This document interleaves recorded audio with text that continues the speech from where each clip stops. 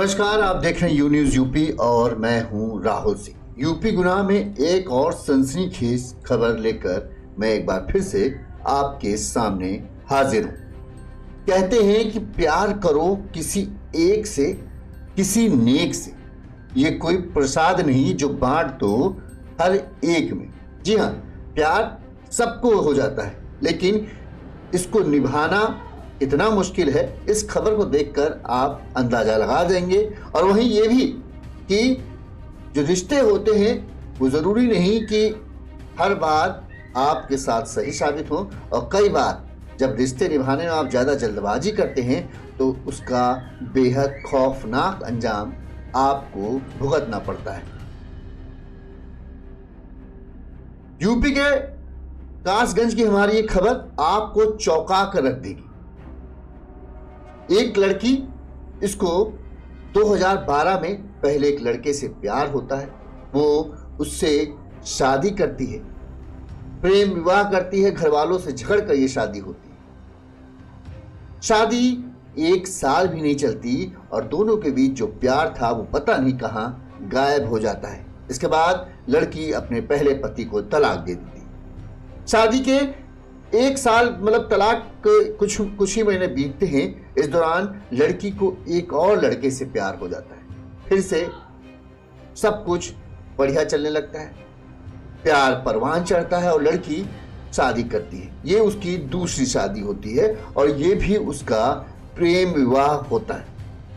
यहां पर भी लड़की के घर वाले उसका साथ नहीं देते, लेकिन इस बात से खुश थे, चलो आखिरकार उनकी बेटी को किसी से अगर अच्छा लड़का मिल गया तो कोई बुराई नहीं, सब कुछ बढ़िया।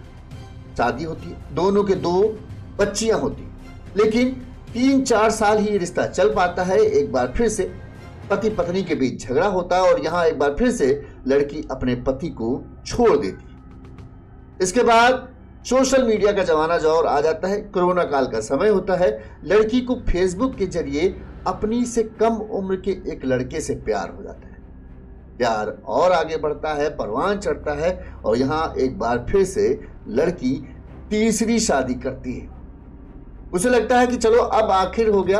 अब यहाँ लड़का अच्छा है, जवान है, खूबसूरत है देखने में, उसका ख्याल रखता है, उसे प्यार करता है, उसकी बच्चियों को भी अब मानता है, तो अब जिंदगी आराम से कट जाएगी। लेकिन ये जो लड़का होता है ये होता है चालाक, जालसाज। कम उम्र का था, लिहाजा उसका एक और जगह पर प्रेम प्रसंग चल रहा था। जब पत्नी को यह पता चलता है कि उसके पति का कहीं और चक्कर चल रहा है तो वो उसे धमकाती है कि तुम प्रेमिका को छोड़ दो, नहीं तो मैं पुलिस में चली जाऊंगी, तुम्हारे खिलाफ शिकायत दर्ज करो। अब लड़का यहाँ पर प्रेमिका को छोड़ने को तो तैयार नहीं होता है, बल्कि अपनी पत्नी को ही रास्ते से हटाने का खौफनाक प्लान बनाता है। इस प्लान में पहले वो अपनी पत्नी की हत्या करता है और उसका राज न खुल जाए, लिहाजा उसकी 2 बेटियां, एक 7 साल की बेटी, एक 11 साल की बेटी को भी बेदर्दी से मौत के घाट उतार देता है। एक साथ ही हुई इन 3 हत्याओं से पूरा यूपी दहल जाता है। पुलिस महकमे में हड़कंप मच जाता है, किसने इन 3 हत्याओं को किया, क्या है पूरा मामला। अब हम आपको पूरी खबर तफसील से बताते हैं ताकि आपको समझ में आए कैसे क्या हुआ, कैसे ये लड़की मिली, कैसे एक आदमी ने इन 3 हत्याओं को अंजाम दिया। तो ये खबर है यूपी के कासगंज जिले की। यहाँ क्या ढोलना थाना क्षेत्र के रूपपुर रोड के किनारे 19 नवंबर को यानी करीब 18 दिन पहले एक महिला की लाश सड़क किनारे पड़ी हुई लोगों को दिखी। महिला की लाश दिखते ही इलाके में हड़कंप मच गया। लोग तुरंत इस बात की सूचना पुलिस को देते हैं कि एक महिला की लाश क्षत विक्षत हालत में, यानी बहुत ही बुरी तरह से लाश की दुर्गति है, पड़ी है। पुलिस तुरंत मौके पर पहुंचती है। पुलिस लाश को जैसे ही देखती है, पुलिस को यकीन हो जाता है कि ये आम केस तो नहीं है, ये एक हत्या का केस है, क्योंकि महिला के शरीर पर चाकू से, किसी धारदार हथियार से 1-2 नहीं कई बार किए गए हुए थे। इसके अलावा महिला के चेहरे को बुरी तरह से ईंटों से पूछ दिया गया था ताकि उसकी पहचान ना हो सके किसी भी हालत में। लिहाजा पुलिस ने शव को कब्जे में लिया, पोस्टमार्टम के लिए भेजा। वहीं आसपास के लोगों से महिला के कपड़े और कद काठी के हिसाब से पहचान करने की कोशिश की, लेकिन कोई भी उस इलाके के आसपास का इस महिला को नहीं पहचान पाया। वहीं पुलिस ने कासगंज जो है उस जिले में थानों में ये दिया कि एक महिला की लाश मिली है, उम्र लगभग 35 के आसपास है और ये कपड़ा पहना है, लेकिन कासगंज में भी इस महिला का कोई भी सुराग, मतलब किसी ने किसी भी थाने में कासगंज के इस महिला से जुड़ी कोई भी शिकायत नहीं आई थी कि हाँ एक महिला लापता है या गायब है, इसकी कोई भी जानकारी किसी भी थाने में नहीं थी। लिहाजा पुलिस के पास सबसे बड़ा सवाल था कि महिला की पहचान वो करे कि महिला है कौन। पुलिस की टीम लगी रही, महिला की पहचान नहीं होगी और आखिरकार 5 दिसंबर को कई दिनों की कड़ी मेहनत के बाद सोशल मीडिया के जरिए इस महिला की पहचान हुई। पुलिस को पता चला कि महिला का नाम है बबीता। इसकी उम्र करीब है 35 साल। ये उत्तराखंड के रुद्रपुर के आदर्श कॉलोनी की रहने वाली है और इसके पिता का नाम है राजकुमार। जिसके बाद जब महिला की पहचान हुई, कासगंज पुलिस ने तुरंत ही पिता राजकुमार से संपर्क किया और बबीता के बारे में पूछताछ की। पिता राजकुमार पहले तो घबरा गए कि पुलिस क्यों फोन कर रही है, क्या बात है, लेकिन जब पुलिस ने बताया कि एक महिला की लाश मिली है और जिसकी पहचान आपकी बेटी के रूप में हुई है, तो पिता राजकुमार घबरा गए। वो तुरंत ही कासगंज पहुंचते हैं और जहां वो बेटी की लाश को देखते हैं वो पहचान लेते हैं कि हाँ ये मेरी बेटी बबीता है।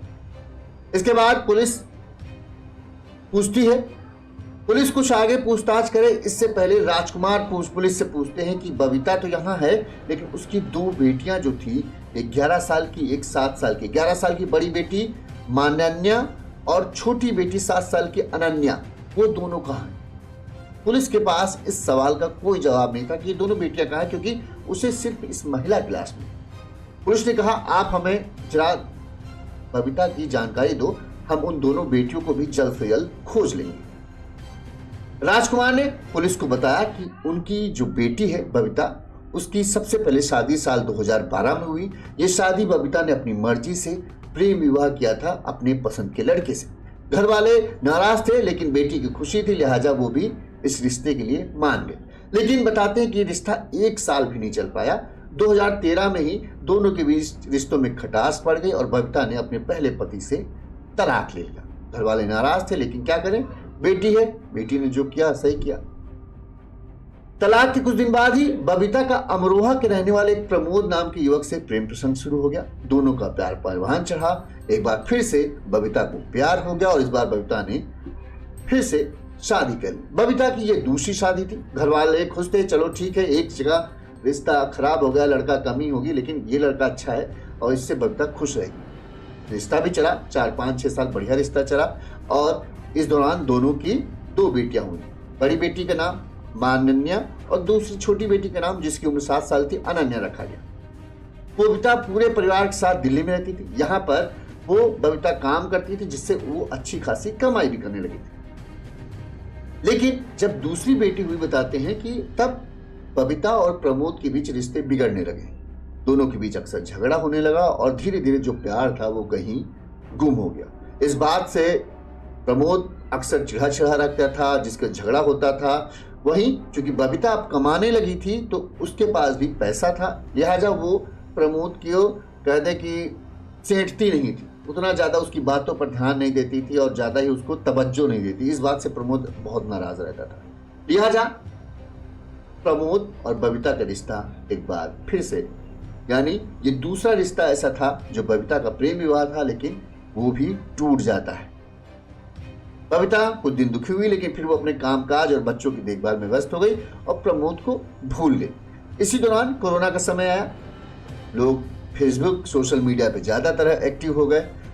बबीता भी फेसबुक चला रही थी। इसी दौरान फेसबुक में से उसकी दोस्ती कासगंज जिले के सहावर थाना क्षेत्र के रहने वाले नई बस्ती के रहने वाले अभिषेक से हुई। अभिषेक 27 साल का था, लड़का था।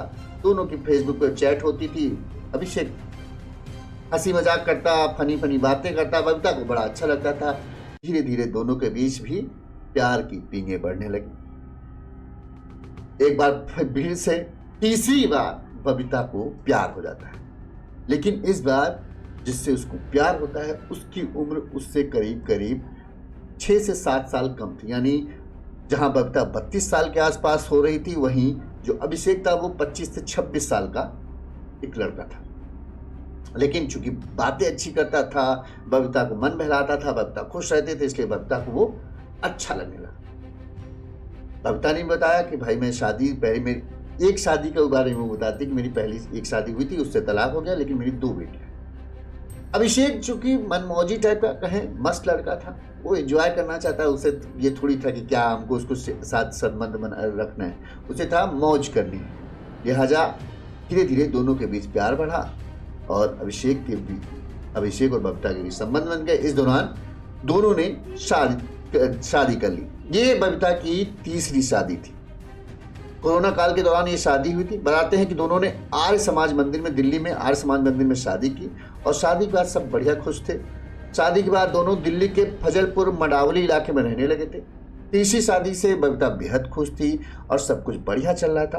पिता ने बताया कि 18 नवंबर शादी के बाद जो था, 2021 में शादी हुई, तब से सब कुछ ठीक चल रहा था। 18 नवंबर 2024 को बबीता से उसकी आखिरी बातचीत फोन पर हुई। इसके बाद से बबीता का फोन स्विच ऑफ आ रहा था, ना ही उसका अभिषेक से भी कोई बातचीत हो पा रही थी।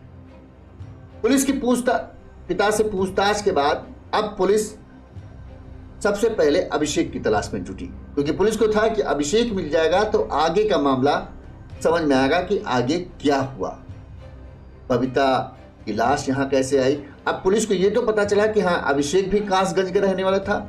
दिल्ली में रहने वाली बबीता की लाश कासगंज में मिली, तो कहीं ना कहीं दोनों का कुछ ना कुछ तो कनेक्शन है। पुलिस ने अभिषेक की तलाश शुरू की। एसओजी और सर्विलांस टीम लगाई गई, कई टीम बना के लगाई गई और आखिरकार पुलिस ने नई बस्ती के रहने वाले अभिषेक को पकड़ लिया। अभिषेक के साथ पुलिस ने अभिषेक की प्रेमिका मुस्कान को भी खोज निकाला, जो कि उसका सर्विलांस नंबर ट्रेस कर रही थी पुलिस। लिहाजा नंबर ट्रेस से पुलिस को पता चला कि एक ये नंबर है जिस पे अभिषेक अक्सर बात करता है, उसकी प्रेमिका मुस्कान का था। पुलिस ने दोनों को गिरफ्तार किया। पुलिस ने अभिषेक और मुस्कान से पूछताछ शुरू करने की। अभिषेक तो पुलिस को गोल मोल बातें करके घुमाने की कोशिश कर रहा था, लेकिन पुलिस की सख्ती के आगे मुस्कान डर गई और उसने गुनाह कबूल कर लिया। उसने पुलिस को बताया कि हाँ, हमने मिलकर बबीता की हत्या की। इसके बाद पुलिस के आगे अब अभिषेक को भी झुकना पड़ा और अभिषेक भी टूट गया और उसने पुलिस के सामने पूरा कच्चा चिट्ठा अपना बताया। अभिषेक ने पुलिस को बताया कि उसका और मुस्कान का प्रेम प्रसंग करीब 4 से 5 साल से चल रहा था। इसी दौरान फेसबुक से उसकी दोस्ती बबीता से हुई। बबीता देखने में काफ़ी सुंदर थी, बातचीत करने में मजाकिया थी, तो वो भी उससे बातचीत करने लगा। उसे लग रहा था ये तो उसके लिए मौज का दिन है। प्यार एक तरफ जहाँ पड़ोस पास में ही कासगंज में रहने वाली मुस्कान थी, जिससे वो प्यार की पींगे बढ़ रही थी, दूसरी तरफ फेसबुक के जरिए रंगीन बातें उसे करने को मिल जाती थी बबीता से। बबीता और अभिषेक की नजदीकियां कब बढ़ती चली गई ये अभिषेक को भी पता नहीं चला। अभिषेक तो मौज मस्ती के लिए बातें कर रहा था, लेकिन धीरे धीरे बातचीत से बात मिलने पर पहुंची। जब दोनों मिलते हैं तो दोनों के बीच संबंध बन जाते हैं और ये संबंध अभिषेक के लिए गली की हड्डी बन जाते हैं। अब जब दोनों के संबंध बन जाते हैं तो बबीता अभिषेक पर जो दबाव डालती कि अब मुझसे तुम शादी करो, अगर शादी नहीं करोगे तो मैं इस बात की जानकारी पुलिस में दे दूंगा और तुमको फंसवा दूंगी। अभिषेक मरता ना क्या करता। अभिषेक को ना चाहते हुए भी, अभिषेक तो सिर्फ मौज मस्ती करना चाहता था, लेकिन उसकी ये मस्ती उसके लिए भारी पड़ गई और उसको ना चाहते हुए भी बबीता से शादी करनी पड़ी। लेकिन उसने अभिषेक ने ये रखा कि शादी हम कर लेंगे, लेकिन हम कासगंज में अपने घर पे किसी को इस बात की सूचना नहीं देंगे। लिहाजा दिल्ली के ही आर्य समाज मंदिर में अभिषेक ने, चूंकि बबीता की 2 बेटियां थी, उसकी उम्र बड़ी थी, घर वालों को कैसे कह रहा, अभिषेक कहने लगा मैं कैसे घर वालों को बताऊंगा कि इस चीज़ के लिए राजी होंगे ही नहीं घर वाले कभी भी। तो चूंकि हम तुमसे प्यार करते हैं लेकिन हम तुमसे शादी कर ले रहे हैं, तो आर्य समाज मंदिर में दोनों ने शादी की और बबीता दिल्ली में ही रहती थी। अभिषेक अक्सर कासगंज आता रहता था, मतलब ये कहिए शादी के बाद भी अभिषेक कासगंज में ज़्यादा रहता था और दिल्ली में बीच बीच में वो आता जाता था। सब कुछ बढ़ा था, बबीता खुश थी, कोई फर्क नहीं पड़ा था। लेकिन इसी बीच बताते हैं बबीता को थोड़ा सा शक लगा कि कहीं ना कहीं अभिषेक का किसी और भी लड़की से कुछ चक्कर चल रहा है। अभिषेक बबीता जब शादी हो गई तो बार बार दबाव बनाने लगी कि मैं कासगंज तुम्हारे घर जाना है, लेकिन अभिषेक हर बार यही बात कहकर टाल देता था कि तुमको हम घर कैसे ले जाए, हमारे घर वाले तुम्हें कतई स्वीकार नहीं करेंगे, क्योंकि उन्हें ये नहीं पता है कि मैंने 2 बेटियों की माँ से शादी की है और हमारे घर वाले कभी इस रिश्ते को स्वीकार नहीं करेंगे। जो मैं अभी तुम्हारे साथ रह भी रहा हूँ वो रहना मुश्किल कर देंगे और तुमको वह हो सके मरवा भी देंगे। डरा धमका कर किसी तरह से अभी बबीता को वो कासगंज जाने से रोक लेता था। लेकिन इसी दौरान कहते हैं इश्क और मुश्क छुपाया नहीं छुपता। अभिषेक का जो मुस्कान के साथ प्रेम पसंद चल रहा था वो बबीता के सामने आ जाता है। फोन से वो बात करते हुए और फोन पर अभिषेक और मुस्कान की वो फोटो देख लेती, जिससे बबीता का पारा चढ़ जाता है। अब बबीता अभिषेक से साफ साफ कह देती है तुम्हें अपना जो प्रेमिका है उससे अपना रिश्ता तोड़ लो, नहीं तो मैं तुम्हारा जीना मुश्किल कर दूंगी। पहले तो किसी तरह से अभिषेक बहाना बना के टाल मटोल करता रहा, नहीं अच्छा ठीक है उससे संबंध तोड़ लेंगे फलाना करता, लेकिन जब अभिषेक बबीता का ये होगा कि ये नहीं तोड़ने वाला तो उसने सीधे सीधे उसको धमकी दे दी कि ऐसा करो तोड़ो, नहीं तो मैं तुम्हारे घर पहुंच जाऊंगी, तुम्हारे घर वालों को बताऊंगी ये मेरे से शादी करता है और फिर तुम्हारे घर वाले तुम्हारा जो हाल करेंगे वो समझ लेना तुम। अब अभिषेक इस बात से बबीता की धमकी से डर गया कि वो हमारे घर वाले चले जाएगी, इसके साथ ही वो पुलिस में चली जाएगी, तो उससे लगा कि अब बबीता को रास्ते से हटाने के सिवा उसके पास कोई और रास्ता नहीं। लिहाजा सबसे पहले उसने अपनी प्रेमिका मुस्कान को अपने भरोसे पे लिया कि ऐसा ऐसा कुछ था, दोस्ती यारी के चक्कर में मैं था, लेकिन मैं उसके जाल में फंस गया। उसके बाद मुझे उसके साथ शादी करनी पड़ी। मुस्कान चूंकि 4-5 साल से अभिषेक से प्यार करती थी, वो भी अभिषेक को खोना नहीं चाहती थी, लिहाजा मुस्कान भी अभिषेक की बातों में आ गई और वो भी उसके खौफनाक प्लान में शामिल हो गई, यानी बबीता की हत्या के प्लान में। इसके बाद प्लान के तहत अभिषेक ने मुस्कान और बबीता की फोन पर बात कराई। मुस्कान ने बबीता से कहा ऐसा है कि हम चूंकि मैं भी उससे प्यार करती हूँ तुम भी बात करते, तो ऐसा करते हैं एक बार आमने सामने मिलकर एक समझौता कर लेते हैं ताकि किसी तरह की बात में दिक्कत ना हो। बबीता भी इस चीज के लिए तैयार हो गई। समझौते के तहत बहाने से मुस्कान ने बबीता को कासगंज बुलाया कि यहाँ आ जाओ, यहाँ पर हम लोग बात करते हैं। क्योंकि हम घर वाले हमको वहाँ आने नहीं देंगे, दिल्ली में आ नहीं सकती, तुम चूंकि अकेले रहती हो तुम आ ही सकती हो, यहाँ पे अभिषेक तो है ही है। तो बबीता अपनी दोनों बेटियों को लेकर 18 नवंबर को दिल्ली से कासगंज पहुंच जाती है। यहाँ पर मुस्कान बहाने से उसकी दोनों बेटियों यानी मानन्या और अनन्या को अपने किसी परिचित के पास भेज देती है, वहां उनके घर पर रुकवा देती है। इसके बाद अभिषेक मुस्कान बबीता को एक कार में बिठाकर चलते हैं कि चलो कहीं एकांत में जगह बैठते हैं जहां हम लोग तीनों लोग खुलकर बात कर सकें, ताकि जो ये समस्या है इसका समाधान हो सके। बबीता भी इस चीज के लिए तैयार थी। बबीता को इस बात का कतई अंदाजा नहीं था कि आखिर आगे उसके साथ होने वाला क्या है। इस दौरान तीनों एक कार में बैठकर मारूपुर रोड किनारे, कासगंज का मारूपुर रोड है, वहां एक सुनसान जगह पर पहुंचते हैं, गाड़ी रोकते हैं। वहां आसपास कोई नहीं था।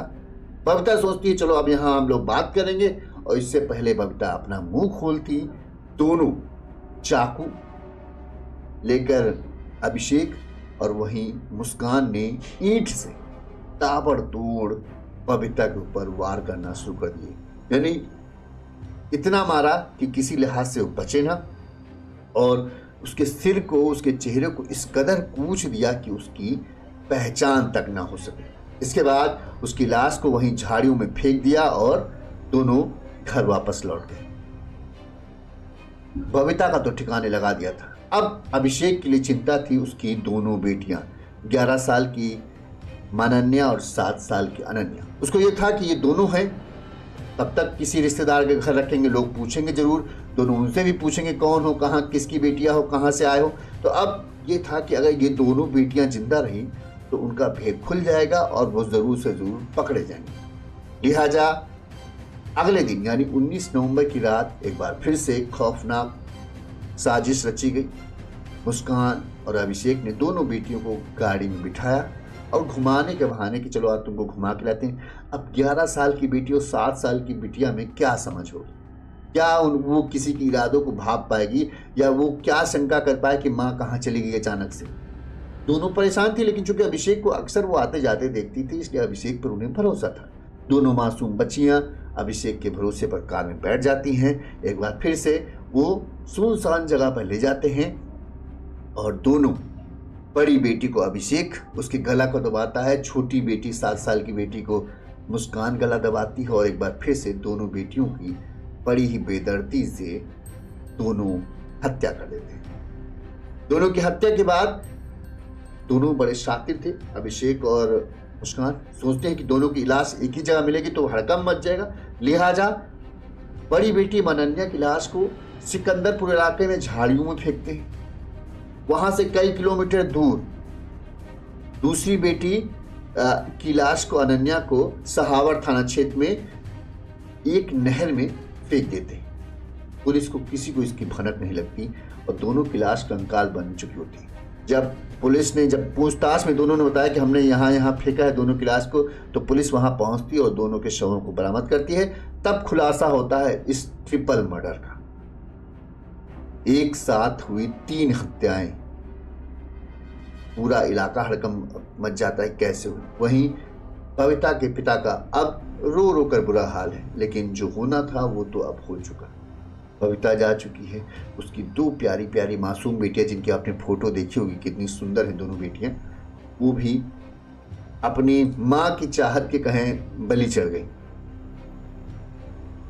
एक पहला रिश्ता हुआ, वहां नहीं बना, दूसरा रिश्ता हुआ, वहां नहीं बना, तीसरा रिश्ता।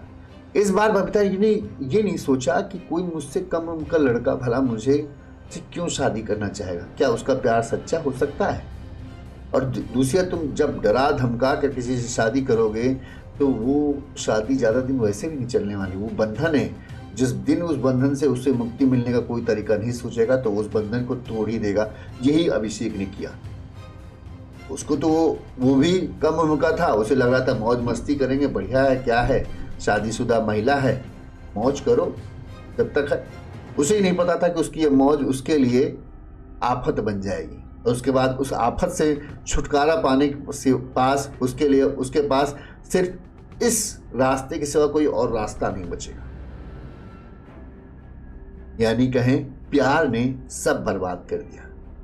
एक महिला की मौत होती है, उसकी 2 बच्चियों की मौत होती है, एक नवयुवक जेल जाता है, उससे प्रेम करने वाली उसकी प्रेमिका को भी उसके प्रेम करने की सजा मिलती है।